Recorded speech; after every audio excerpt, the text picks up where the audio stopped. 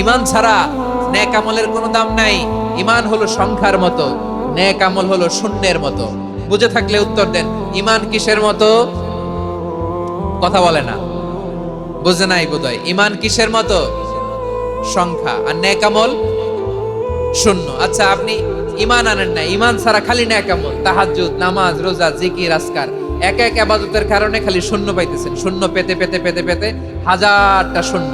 এটার কোনো দাম আছে? কথা কয় না, দাম আছে? কিন্তু আপনি ইমান আনার পর একটা সংখ্যা পেয়ে গেলেন, এক। এবার নেক আমল করলে একের পাশে শূন্য বসে গেলে কত হয়? 10। এবার আবার দান করলেন, আরেকটা শূন্য পাইছেন, কত হইছে? এবার আল্লাহর কোরআনের তেলাওয়াত করলেন, আরেক শূন্য, কত হইছে?